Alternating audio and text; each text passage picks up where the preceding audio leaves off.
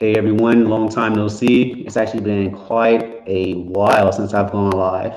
Hope you all are doing well. I know a lot of you are getting ready to partake in some NFL, and hey, it is what it is. Hope you have some great games. Hope your teams do well. Today's show, I'm going to have Ash Martinez on. So I've been friends with her on Facebook, I want to say for about 3 years now. She's been doing some excellent things. I'm always a huge fan of all the videos she puts out, and they always seem to be on the most, uh, I won't say extreme side, but out there in terms of creativity to the point that I've actually taken some of those things and put them into my own programs. So it's a huge blessing to be able to have her come on and do the show with me today. So I'm not going to do too much talking before I bring her on. So let's go ahead and get that started now. All right, as soon as I get the buttons right. All right, hey, how's it Hey, going? John. Good. How are you? Going pretty good, pretty good. Thank you so much for making time to come on the show today.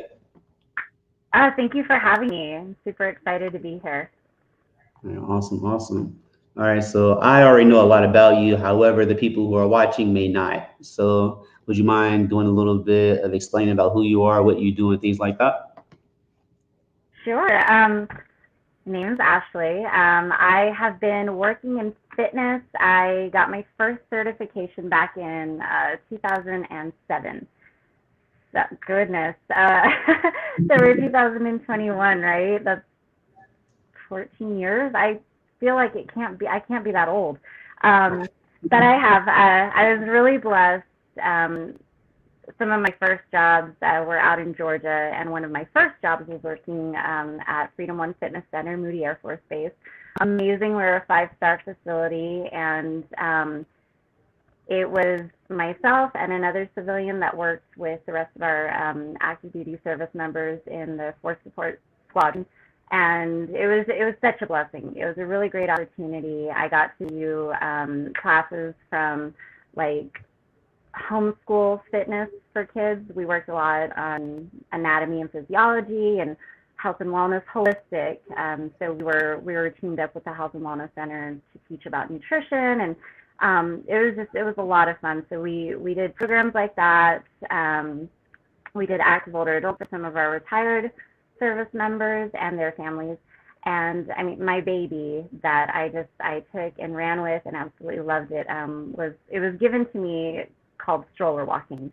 And I didn't have kids back then, so I was like, who would want to get together and just walk around the track with their strollers? Like that makes no sense. So I had a couple pararescue jumpers wives, and they were my first women that were showing up. And I was like, do you guys want to like legit work out? And they were like, yeah. So we then transformed it into mommy boot camp, and the demand for it got so great that we had to recruit another service member to come and teach on the days that I was occupied teaching other things. So that was a lot of fun. I was really blessed with the opportunity to do like PT sessions for some of the other squadrons. For my squadron, we got to do cycle and PT early in the morning. So it was an incredible opportunity that I really feel like really laid the foundation for my mentality as a trainer and as an instructor. So I can't say enough good things. I am so grateful for you all. Thank you for your service. And if there's anybody listening that has served or is serving, God bless you. I am so grateful for you guys. There's so many of us that are. So I was really privileged to do that. And shortly after that, I moved to New Mexico, where I got into a little bit of MMA training, and started working at the fitness center that I work at now. And ironically, the class that I started teaching here in 2012, it was called AMPS back then, has now been reconstructed into what you see are my inferno posts. So that's pretty cool. I got to pretty much keep the same class in the same time slot, and I have a lot of the same core members that are still coming. So that's a huge blessing. Awesome, awesome, awesome. So you pretty much explained how you got into doing fitness for others, but what led you into becoming personally interested in fitness? Oh man. Well, I was an athlete all through high school, really active, and I was married at the time that I realized that I was extremely unfit, and my grandma had just been diagnosed with type 2 diabetes, and she started managing her diet, and I come from most of my lineage, they tend to have heart problems or weight problems. And I thought, man, like I don't want to end up like that. So I thought I'll just start running. So I got up to go for a run around the block, and man, that was humbling and discouraging and embarrassing and frustrating and all the negative things that you feel, when you first start a workout routine. And I remember feeling like the fat moving and shifting on my stomach. I remember not being able to breathe. I remember feeling fat jiggling around my ankles. Like I said, I didn't have kids back then, so completely foreign to me. And that's when it clicked, and I thought, I need to start taking charge of my own health. I need to be proactive versus reactive. And my best friend at the time was actually pursuing her certification, and my ex-husband got positioned in another state. And when we moved away, I saw an ad at that fitness center that said, "Do you want to get paid to work out?" And I was like, "Yes, as a matter of fact, I do," which I think is so ironic because, as a trainer, you're not getting paid to work out, right? Because the workouts are supposed to be, for your client or for your class. It's not necessarily centered around you. So they got me hook, line, and sinker with that one. And, it started with Moody. I fell in love with it. And my main motto is, lead by example. So I always tell my classes or my clients, I'm never going to ask you to do something that I can't personally do, or that I haven't tried or I'm not willing to do. So, that kind of revs me up and said, well, if I want to teach hard classes, I better be able to do them.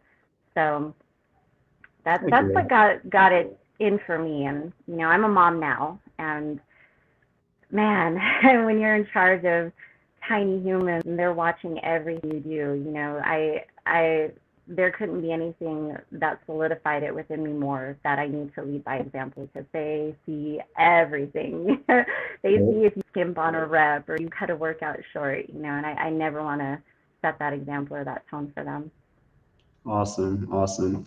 So it's kind of ironic. We have a lot in common when it comes as far as like the motivating factor, because I'm also a huge believer, when it comes to my clients, I'm not going to have you guys do something that I haven't done. Um, Not only because I want to motivate you guys, but also I feel like I need to understand what it is you're feeling, because how am I going to tell you what to engage, when to engage it, and all those other factors if I haven't done it yet? And so I definitely dig that. Definitely.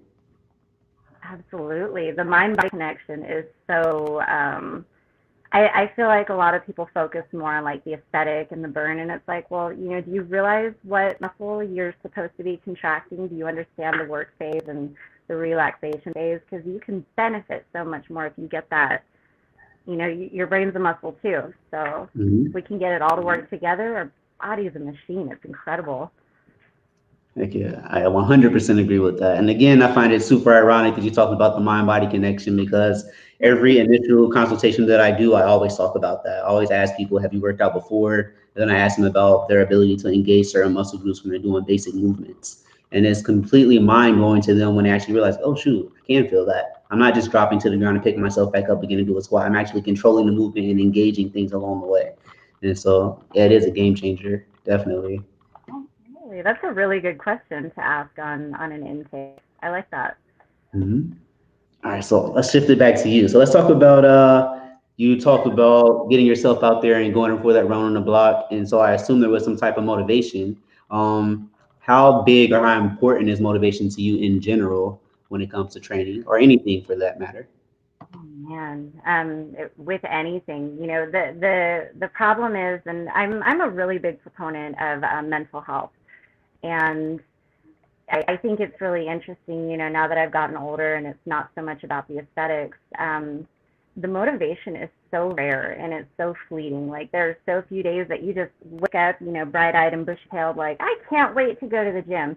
Um, it, I think for me, it's mainly about maintaining that discipline. Because if we only worked out, if we only did anything, if we only worked, if we only cleaned our homes when we felt like it, nothing. I feel like nothing would ever get done. And maybe I'm just speaking for myself, but the demographic that I work with tends to kind of coincide with that thought process. So I really think mentality is key. again, the brain's a muscle, and we have to train it. So, as opposed to like, oh, I got to get my workout in today. I have to go do this. I have to fill my macros. No, you get to. You get to go work out. God's blessed you with this amazing body that is capable of doing incredible things.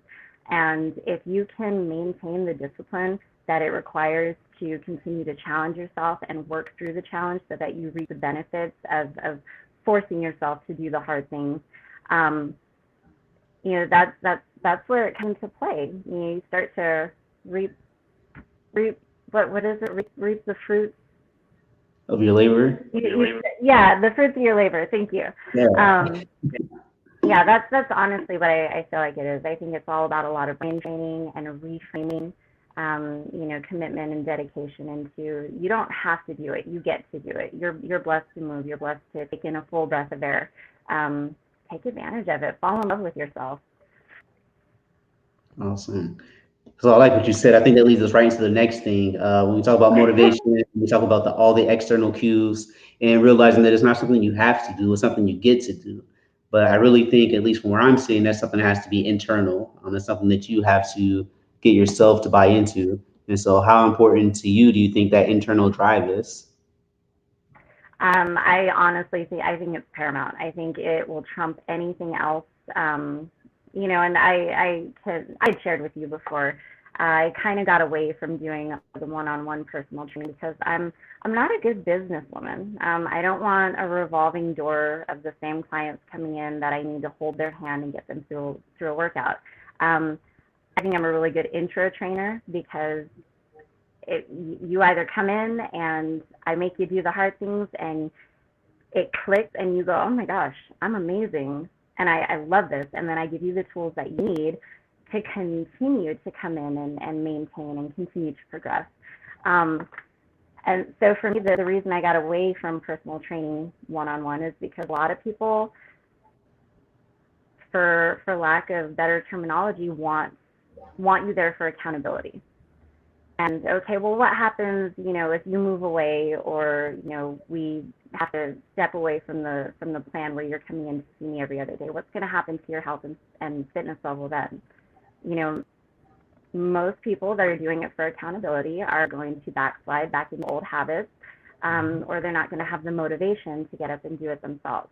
Um, so, for me, it's all about the functionality. Why am I doing this? Why am I going to do a hard workout? One, because I get to. Two, this not only benefits me because I mom better when I'm fit and I'm healthy, but I'm a better performer at my other jobs. I'm a better human being. I'm a better daughter. I'm a better friend, cousin, whatever the case may be. But it's about maintaining that internal drive and motivation to keep going. Awesome. And I think you're 100% correct. I would say that 70 to 80% of the people that I have the opportunity to work with, I'm really their accountability partner, and it does kind of lead me to ask the question sometimes, like, what happens, when I do have to go somewhere else? Like, are you going to be able to follow through with that? One way I've been able to work around that is like I kind of really been trying to get people to buy into the whole mindset change, the whole lifestyle change, to make it not so much of something you have to go do, but something that's so ingrained in you that you would feel awkward and weird if you didn't go. Like, this is just such a Yeah, big component of my day. Like, dang, I feel weird today. Why? Oh, I didn't go to the gym. And so, yeah, absolutely. I definitely think getting people to grow that internal drive, that internal conversation that leads them to become self-sufficient. I think that is hard, and it is something that, as a personal trainer, my goal every day is to try to get that thing going in their mind to get them to walk through the door by themselves. And so I definitely see what you're saying. I can definitely see how that can be something that kind of turns you off. But let's talk about training more specifically. Why do you train? What is the benefit of Uh, training? man, I'm gonna sound like a crazy person. And it's funny, my why, because I get people at the gym that see me doing like my weird workouts where I'm up on the pegboard and giving myself little pep talks and trying to hype myself through it. They're like, oh, why do you come in and work out the way that you do? Are you competing? Are you, what are you doing? And I was like, it's life. Like, I'm literally training to survive because this is where the crazy comes in. In the event of an apocalypse, right? I'm on the stair climber and I'm sprinting and I'm trying to finish out as hard as I possibly can. I always have this thought creep into my head where it's like, let's say something horrible happens and I have to be able to scoop my kids up and, maybe throw one over my shoulder or, and essentially ruck my child, miles. Can I do that? Right. Because if I can't, it turns into a very ugly scenario. And I don't get too into it because usually that's enough to hype my butt right back into whatever I'm doing to finish out strong. But I always look at things in terms of functionality. And I think it really comes down to, survival of the fittest, like just down to the meat and bones of it. Um, it's you get to a certain age, I think, where aesthetics just aren't that important. And um, like I said, I was going to that like apocalyptic sort of point of view, but it's really I'm a petite female. I'm not really tall. I'm obviously small framed. If a predator is looking in the parking lot for a target, and I'm there with my two little girls and we're distracted, obviously I look like an easy target. So my drive is, can I defend myself? Can I keep my kids safe? Do I have the endurance and the stamina to continue to do it? Should it go longer than a few seconds? Those are the things that really drive and motivate me. So. Awesome, awesome, awesome. And so, a funny story. Once upon a time, I was married also, and I used to tell my wife all the time, I'm like, look, if I show up to the house, let's say America gets invaded or the zombie apocalypse happen, I'm showing up to the door, I'm kicking the door down, I'm grabbing our daughter, and I'm running to the car. Your only job is to keep up. You got about 5 seconds to strap her in, get my door closed, and I'm out. Like, but my whole thing That's is like excellent. every day, I go to the gym, the whole thing in my mind, similar to you, is I need to be able to do these things with my body. I need to be able to make sure that, if all else fails, I don't. You know what I mean? I need to be the dependable Yes, variable in the equation. And so I definitely resonate with what you're saying, 100%. I love that. All else fails, I don't. I'm gonna coin that. I'll give you credit for it, but I love it. All right, awesome. So let's get back to that motivation thing and that internal drive. Um, Um, I think I saw a post, I want to say probably a couple of days ago on Facebook, and it was talking about, uh, you can have a coach that does this for you. Like they can be there at the gym for you and be your accountability partner, but they can't do the work for you. You can hire all these people that can talk you through these things, but at the end of the day, you have to be the person who does it. What is your take on that? I agree 100%. I really like how you said it. All else fails, I don't. But I was listening to I like Joe Rogan. I listened to his podcast, Oh and yeah, I don't remember who he was speaking with. They're all worth checking out. But he was talking to somebody kind of about the mentality of it, and he was like, everybody likes a good story about somebody that is able to, just do their best ability and they succeed. Everybody likes a success story. When you're in a good place and you're not envious or driven by jealousy or inadequacy, you like to see people succeed. We like success stories.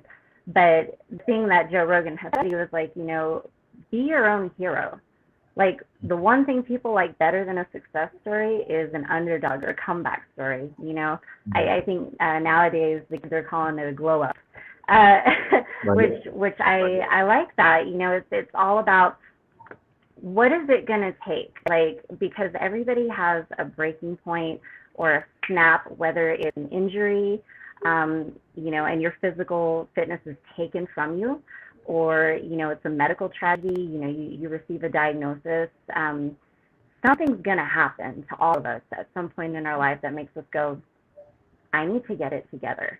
I Mhm. need to get it together, and I'm the only person that can do the work, because you don't get fitness through osmosis. Right. No matter how hard the person next to you is working out, you're not going to reap the benefits. Um, and so I think that's really why I love the dynamics of group fitness, is because everybody that walks through that door 90% of them, and they want to be there. They're all there for whatever is driving them internally. It's a collective group of just this intense positivity and energy and strength and motivation that just like it fills the room, and it's so infectious. I think that's why I gear a little bit more towards that. So I like that. I like that. Awesome. Awesome. All right. So not everyone's going to be as motivated as you and I are. And so, do you have any tips to share with that person who's, trying to get off the couch, or, maybe they've already been training and they're getting tired or bored? What are some things you can share with those people to help them get out of that funk? absolutely, I got tips for days.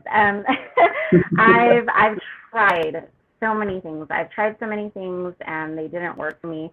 And so that's something that I think I would really encourage people to remember. I've spent the last 14 years working in fitness, but I've spent at least 2 decades um, trying to out exercise a bad diet. And Mm, it's not possible. Y'all, I'm sorry. I wish I had better news in terms of that, but I've done the research, and it doesn't pan out. Not all calories are created equal, right. and not all diet plans, the ugly four-letter word, not all nutrition plans are the same. Keto Hmm. will work for some people. Low carb is going to benefit people. Intermittent fasting, people, whatever people are able to sustain, and it's not excruciating to endure it. That's what's going to work. So one of the things that has worked for me is changing my mentality and my relationship with food. It's not about restrictions and I can or can't have this. But I don't know. I don't know, John. You look amazing. So I don't know if you've ever done this, but you eat a really simple, crappy carb like a Snickers bar or something because you're not you when you're hungry. Um, so you eat some junk and then you go to the gym and you can like feel yourself like sweating sugar and caramel and all the delicious things that tasted so good rolling around in your mouth, that Right. are high sugar and, high fat, high carb. Um, and you don't perform better from it. I've also done, obviously, I also do the lot, the wiser option, and I consume a good complex carb and a good fat before I go work out, and that fuels me through a workout. So, in terms of changing my relationship with food, is it's fuel. If you're going to put gas in your tank and you Mm, can afford it, you want to put the best stuff in there so that your machine, your mechanism runs to its most optimal capacity. Um, Now, I know the problem with that is a lot of people make the argument like, well, real food or nutritious food is more expensive. I mean, not necessarily.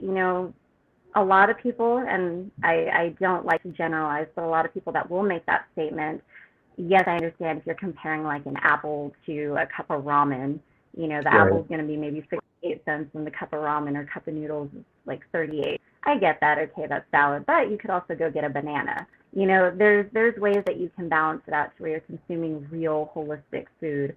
Um, but that also comes with being very cognizant of those Hmm. things and doing, planning out your shopping before you go, buying the stuff that you're actually going to eat. It's not going to do you a lick of good to go fill your fridge up with a bunch of salad stuff when you know darn well that you don't like the way lettuce tastes. I'm Right. being a little bit dramatic, I got but that's the point. A lot of people go in like, okay, well, I saw on whatever show, I don't even know what runs in daytime anymore, but I saw on, that doctor show that I should shop on the outside of the perimeter of the grocery store first because all of the fake stuff is in the center. Okay, well, yes, that's true, but if you only choose like 3 or 4 items from that and the rest of the fillers in your cart are from the center aisles because it's cheaper, you. Hmm. or you didn't plan it out before you went, you didn't have a roadmap, it's not going to benefit you, and it'll reflect. That's the one amazing thing about the fitness community, like being in the gym and putting the work in, is you can't cheat that grind. I hate to quote the grind because I think it's so overplayed and people misuse it, but it's the one thing where the proof really is in the pudding. There's no shortcuts. not legitimately. You can go and get plastic surgery, or you can take shortcuts and lose a lot of weight very quickly, but in the end, truth comes to light, and what you're putting in is exactly what's going to reflect externally at some point. Mhm. Um, so that's probably the first tip, I think, in speaking with people that want to make a change is, look at what you're putting in, because you literally are what you eat. And look at it from a positive standpoint. I think one of the things that I did with my daughters when quarantine or lockdowns first began, we were doing our homeschool, is at the end of the week, what their treat was is we'd go and pick like a funky fruit or like a cool vegetable that we'd never tried before, and we would try it together and kind of share our critiques around the table. And that was fun and exciting because as a kid, I dreaded beets. As an adult, it turns out actually delicious. They kind of taste like carrots, which I never would have known if I didn't embrace that, and look at it Right. as a positive. So, I would focus a lot on practicality, planning before you shop. If you have the means to do like a meal prep company, I know here in New Mexico, we have a number of them that sprang up over lockdowns, and those are super helpful. There's one in particular within my area, shout out to Aim Fit Meals. They have sales, on Mhm. certain days of the week. So if your argument is that it's not affordable, you find a place that does something like what they do. I think it's like 10 for $50. You're going to pay more than that going to Chick-fil-A or McDonald's, and getting a meal. Right. And now you have good fuel this time, and you don't have to cook, you don't have to clean.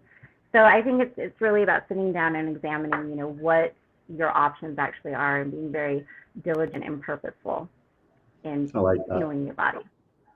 You said a lot of good things in there, a lot of good things. I'm gonna go back a little Thank bit. you. I think one of the initial things you talked about was the different types of dieting ideas that are out there and finding one that works for you.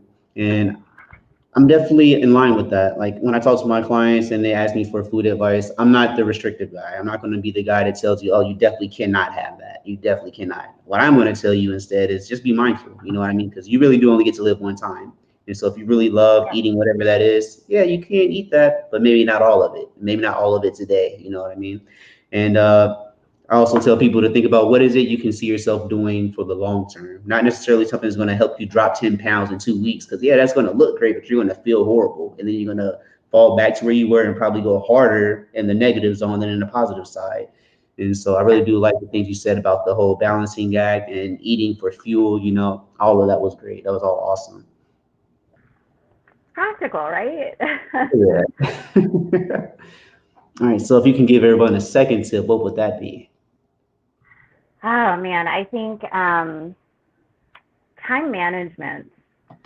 I'm a single mom. I have two amazing little girls. I honestly, like, God could not have blessed me with better kids, but they're kids, Right. and they have school and they have extracurriculars and we have homework, and I'm single, so I have a couple of different jobs that I juggle, and I still have to keep my home clean so it doesn't look like a tornado's run through it.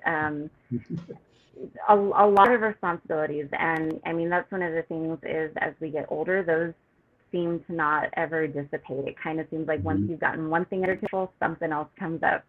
Um, so it's very easy. It's really, really easy to come home, you're tired, you've had a long day at work, or you're playing catch up at work, and then you sit down on the couch, and then before you know it, 2 hours have gone by and you've gotten nothing done.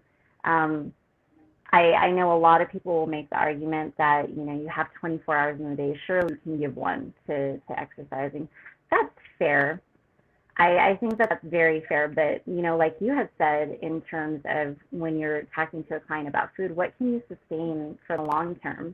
Um, there's a reason the gyms fill up in January Right. every year, because everybody's motivated and on that grind, and Right. I'm going to make time. And okay, but what can you do long term? Is it really feasible for you to do an hour every day?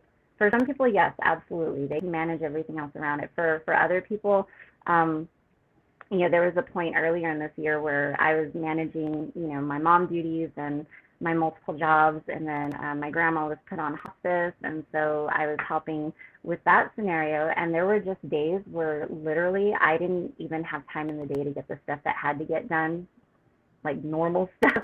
I Right. couldn't get it done. Mm. So I understand both aspects, but I think this is where if you can take a day, like for me, it's Sundays. Sundays is when I meal prep. It's when I plan meals. If I'm not going to prep, it's also when I plan my workouts. Okay, I know that I teach Tuesday, Thursday, and Saturday. Is it feasible for me to sneak in a workout on Mondays and Wednesdays, even if it's only 20 minutes? Yeah, absolutely. I'd rather do the 20 minutes and enjoy and appreciate that than beat myself up for not being in there for an hour. Um, so I think that that's something that is super important for people to remember is, what can you do with your real life? How can you work fitness in? Maybe finances aren't,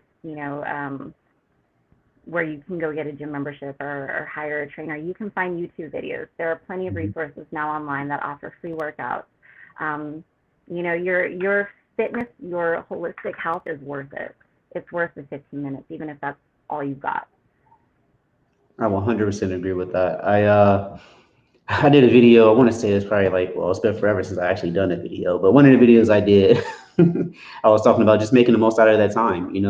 Some people ask me all the time, like, how much time is ideal for my workout? And I say, however much time you can actually give to the workout, because not every day is going to be ideal. You're not always going to have a whole hour, hour and a half to do a good cool down, warm up, and all those other things in between. Sometimes all you got is 30 minutes. So you got to have a game plan, hit the important things, and bounce.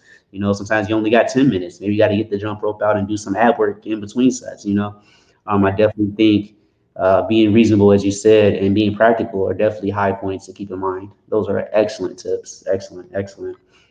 Well, I like how you put it too. Have a game plan. I think that's one thing I would tell people is always have a plan. Always like never wander into the gym because then you get caught at the front counter talking to that guy for 20 minutes and you spent your whole allotted time now doing nothing. I think Right. have a plan is probably the best way to put it. Awesome, awesome. All right, so what would be your third tip if you had one? Mm. This is my favorite tip. Keep it fun. Man, my heart breaks a little bit when I hear people like, oh, I gotta work out, or like, oh, I have to go do this. If you feel that way, now in 2021, there is a whole myriad of different types of workouts look at the stuff we've seen over the years. There's like hula hoop workouts. There was the shake weight. There is always something. Like, obviously, those are on the silly end, but, there's try a variety of things because odds are at some point you're going to find something that you enjoy. Even if it's not necessarily going to the gym, like snowboarding. I picked that up years and years and years ago when I was much younger, and I had good knees to afford the wipeouts without killing myself. But my legs have never been so sore in my life. It's really about enjoying your workout because if you enjoy it, you're going to keep coming back to do it. I don't know how gyms everywhere else function. I've been really fortunate to work at gyms where all of the classes are included in the memberships, unless it's something like a specialty class that costs extra as a membership. But you have everything from Les Mills body pump where you're really focusing on strength. So if that's your thing, you go in there and try that. If you want to do more cardio-based stuff, you want to be moving around all the time, try a cardio kit class. They have now, I don't know if you've ever tried it, Pound Fitness. Yeah, I heard about that. Yeah. Oh, it's amazing. It's so much fun. And you're literally, like, if you like to jam out, that's what you're doing, but you're basically squatting or lunging the whole time. So you burn an insane amount of calories, but it's so much fun. If you like to dance, Zumba is everywhere. They're doing Zumba in the water. They got Zumba with the weights. They got Right. Zumba with the black lights, all kinds of stuff. So that's, I think, the biggest thing when I encourage people. I'm like, find something fun for you. Maybe you try a competition. I know people that signed up for a 5K to get the shirt and then they fell in love with running. Mm, So true. Very true. Very usually true. my favorite tip. All right, so let's talk about that third tip. We have some videos of some ideas people can have for keeping it fun. So let's go ahead and get right into that. All right, so let me pull it up. All right, so you're gonna have to talk us through some of these. Okay.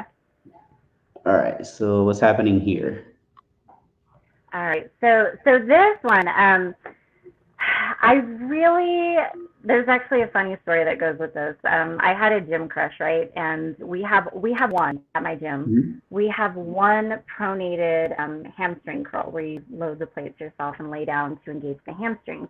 Um, Mhm. my gym crush had just gotten off of it and he left like 20 pounds on there, and I was like, he's really strong, like I thought I have really strong legs. Surely I should be able to curl that. I got in and was very humbled when I couldn't move the weight or the bar. Nothing in Right. the mechanism did. So I had to humble myself and try to just go through the range of motion. So I didn't like feeling that way. So I was like, what other options do I have? So I started looking at different ways to engage the hamstrings. And the thing that I really like about that one is um, you could see my knees were placed on the Bosu. Mhm. So that creates a little bit of instability where I have to kind of pull and contract my core to stabilize. But I also, I think it got cut out at the end, was utilizing the TRX to stabilize my arms. Gotcha. Um, so the thing that I really like about that is it's multi-functional. I was doing it for hamstring curls, but I do see a lot of people misusing it and turning it into more of an abdominal exercise Mhm. um, by checking the hips and flexing at the hips. So the main one on that one that I really enjoy is you're really forced to kind of, push your pelvis forward and open up the hips and get that extension. So you also get a little bit of glute sustainability as well. Awesome. Awesome. All right. So tell us a little bit about this one. So this one, this one's my at-home version when we got put on lockdown. I'm actually utilizing a chair to support my hands. But Okay. again, I use a little bit of a cushion just to protect my knees from the tile. You want to have your heels anchored down by something. I went ahead and I used the futon that was there. I've seen people do it with doors or weights if you have the space, but it's essentially the exact same thing. Really don't pull too much from your upper body for support. Really let that weight be bared through the hamstrings and the glutes. Awesome. Awesome. All right. So this looks super fun. Oh, I love these. I love any way that you can jazz up a burpee. So this one's not weighted. I just like it for the element of that extra instability. The placement of your hands can really vary up an exercise. The nice Mhm. thing too is you get a little bit of assistance on that push-up because you're not going all the way down to the ground. So I'm a Right. big, big fan of those. Awesome. And then this looks like the big brother, maybe. Yes, more progressive. That little sucker weighs 8 pounds, which doesn't sound like a lot until you started to do more repetitions. The Mhm. thing I really like about that too is adding that explosive plyometric into it. Um, I really am a big fan of those particular medicine balls at my gym because you don't get a whole lot of bounce back from them. So when I actually teach this, when I do my MX4 class, I always tell them drop your booty in my chest because if you drop that booty, you should be able to just kind of scoop underneath the ball, which is Right. essentially, main component of that exercise is to engage the legs and get that big burn. Awesome. Yeah, that looks super fun. And what's happening here? So in this one, this is kind of baby brother. We're taking out the push-up, but we're still adding that element of the plyometric and explosive work, which really gets the heart rate up. It's super fun. But at the same time, too, your hand placement is going to be a little bit more demanding because now you're pretty much doing it on such a smaller surface area. But you don't Mm, have to do the push-ups. So if you hate push-ups, this one's really fun. awesome. All right, and then boom. I love these. That's what I'm not an influencer, so I have no idea how to make like high quality instructional videos. But when I teach these, I notice a lot of people really just focus on bringing the knee up across the body, and they don't focus so much on the rotation. So I'm like, the abdominals get such I feel like they're mistreated a lot of the time because a lot of people forget that one of their primary functions is to stabilize and hold everything Mhm. in tight. Which is why I do love training the plank, but when we can add a little bit of flexion there, so as you can see, like as I'm pulling up my knee up toward my armpit, that's usually how I'll verbally cue that. I'm getting a little bit of a rotation um, from my pelvic floor, which is going to engage more of the lower abdominals that us ladies always have such a hard time with. Um, the rotation, I don't know where, I mean, you do get some oblique work when doing like lateral bends. I'm not a huge fan of those because I see them performed incorrectly so often. I feel Hmm. like once people understand that if you can engage the belly button up to the spine and then get that pelvic floor engaged as well, why not throw in a little bit of extra rotation and get those, let's see, it would be your external obliques driving those primarily, but you do get some assistance from the internal as well. So that's one of my favorites because it's a one-stop shop. Awesome. Yeah, those are all pretty unique looking. Oh, they're Definitely kind fun. of fun. They're horrible when you're doing it, but they're so fun when you're done. My Saturday class is about to see some of these. I hope they catch this Ah, video. yes. Please let Awesome. me know how that goes. Oh yeah, for sure. All right, so I think that's gonna do it for us. I think we hit all the big wickets. Let me make sure.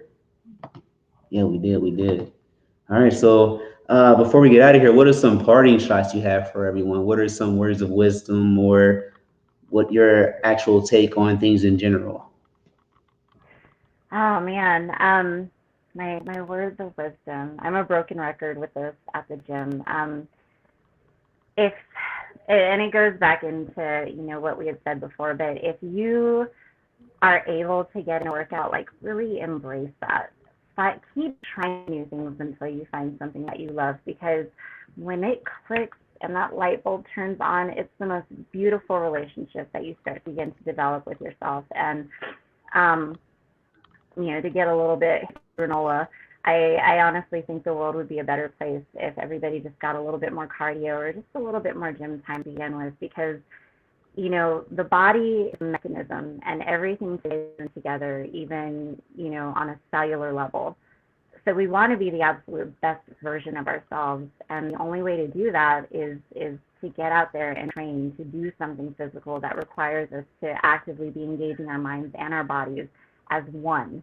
Um, I always tell my classes the strength is on the other side. I tell this to my daughters. My 7-year-old knows this, and we'll say it. Um, Strength is on the other side of the struggle.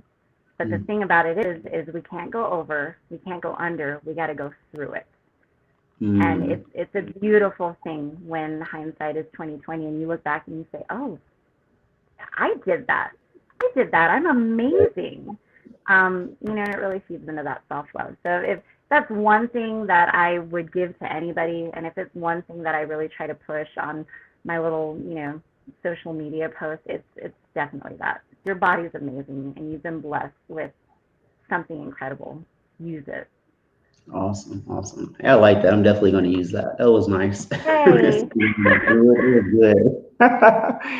Man, that was really Yeah. good. Oh yeah. All right, awesome, awesome. So it's been extremely fun having you on here. I'm Oh, sure the thank you people so who much are for having watching. me. Oh yeah, I appreciate you taking the time. You have no idea how much I appreciate this. A Sunday, it's hard to get people to come do anything on a Sunday. So thank you so Oh, much. right. Dare, but I'm so blessed to be here. Thank you so much for having me, John. And thank you, everybody that listened in. Awesome, awesome. All right, guys, that's going to actually do it for us today. So I appreciate you all. If you're catching this later on a replay, please comment with hashtag replay and leave your thoughts and questions for either myself or Ashley. And she'll definitely be tagged in everything. So she'll be able to respond to you herself. Thank you again. Thank you so much for tuning in. Thank you so much for what you do. And that's all I have. All right, awesome. Much love, As y'all. always, guys, keep pushing. Your greatness awaits.